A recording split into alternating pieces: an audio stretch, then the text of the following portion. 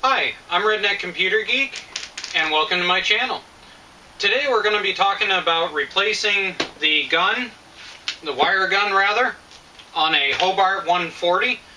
This Hobart 140 has served me beautifully for the last 9 years that I've owned it. I would really recommend one if you're looking for a 110 welder. It's basically one of the biggest you can buy. It's been very faithful to me, and I love it dearly. But the thing is, I run flux core wire, and it was great through the Power Wheel build, installing the gas engine, getting everything up and running. But progressively it's gotten worse, and the reason for that is because flux core wire, if you run it, is extremely dirty. And the inside of this gun is actually a coil, kind of like if you have a choke cable out of a lawn tractor or something like that. And the flux core runs through that coil, and eventually all the grunge and everything off the flux core wire comes off, and it ends up gumming up the wire.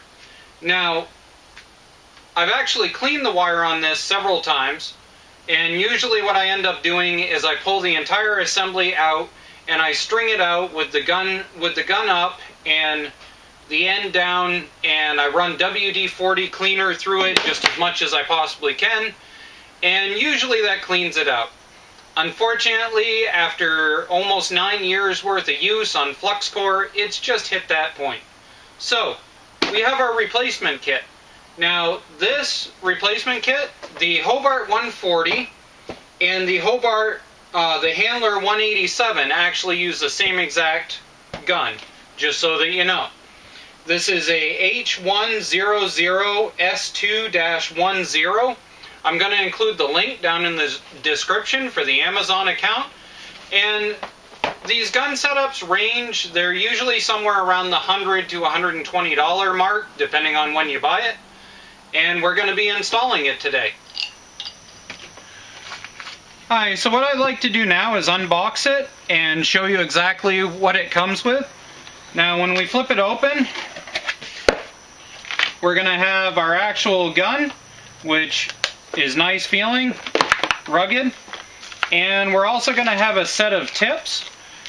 Now, with this set, there should be 2.03 tips, and then the other two styles that the Hobart uses.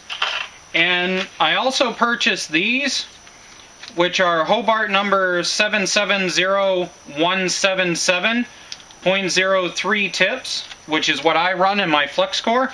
I'll include a link for these also in the description. So we've got our gun and we've got our coil.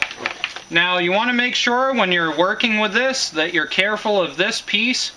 If you end up bunging this, it'll end up cutting your wire as it goes in, and that'll mess it up for the rest of its life. Now, the reason why this series of gun is different is because it's got these feeds here, and that's so that the Hobart 140 can be converted over to gas if you want to. And of course the gun itself.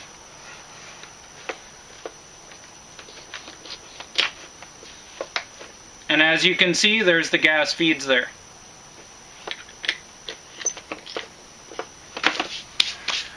Alright, so if you read Hobart's description, it pretty much states that you don't need any tools to do this. I actually beg to differ. The one tool you will probably need is going to be a set of wire cutters. And the reason for that is I have installed and uninstalled the actual gun part multiple times on this. And I'll show you a trick that I have found while doing this. So, the first thing that we're going to do is we're going to uninstall the push button control, which are these two leads up here. So we're just going to give those a tug. And those have a couple of clips like those. Now, the thing to note about this is that they're black, from Hobart, from factory. It does not matter whether you put them this way or whether you put them that way, it works. So, those are pulled out. Now, we're going to unscrew this, which is what holds the actual piece in place. Now, if you notice, I haven't done anything with the adjuster at all. And the reason for that is now, if I take this and I rock it back and forth and I pull it, you'll see this comes out. If you watch again, you can see my lead. And if you watch, it'll pull out. So from here, I can pull it out through. Oh, I need a little more lead.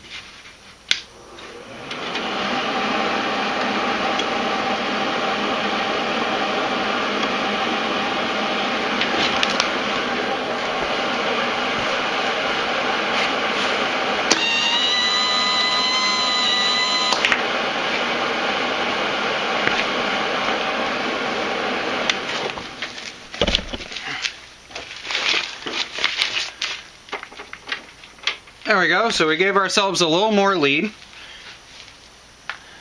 So therefore, if we give this a tug, now it pulls out through. Now the purpose of why it is I said that you do it that way is you pull this lead out, and then you can cut this off right here. Now, why is that important?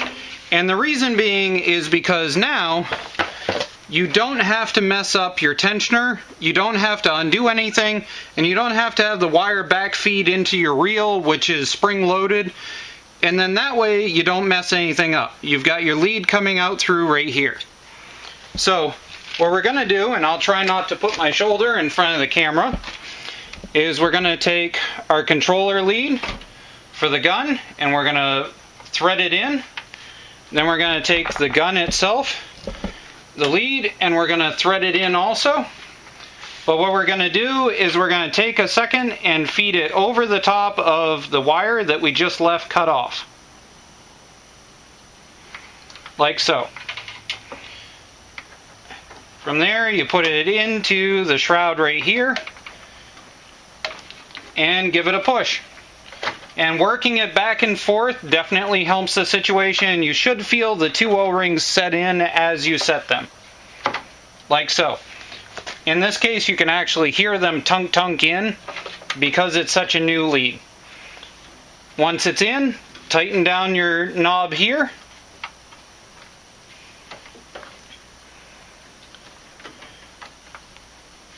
There we go, it's all tightened in. And now, like I said, it does not matter which color goes where on these control leads. So we're just going to plug them in up top.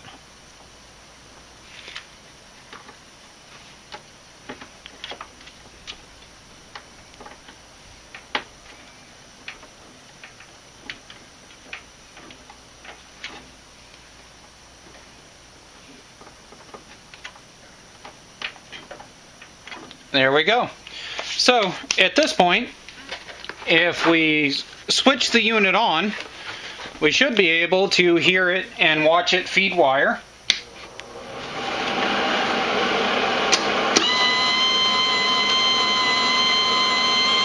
Okay. So I'll shut it off so that you can hear me over the fan. But basically, you've got your splatter guard here, and you're going to take that off. So there's your splatter guard, and you're going to see that your tip is right here.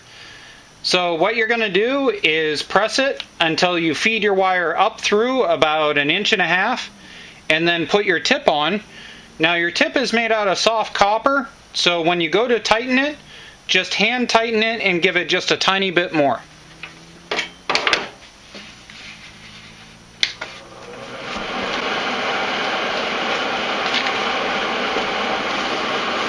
Alright, so we've got our lead as nice and stretched out as we can in a nice open loop, and we're going to hold it.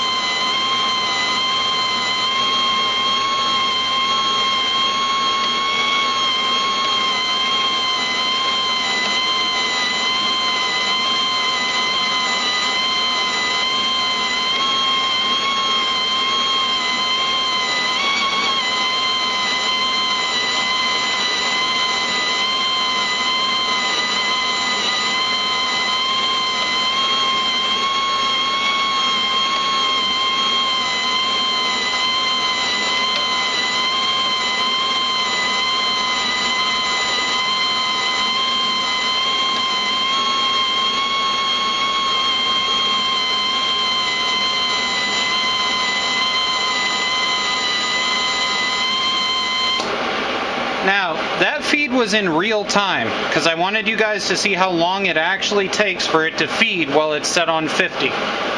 So we've got a couple of inches through, and so we're going to set this on and screw it in.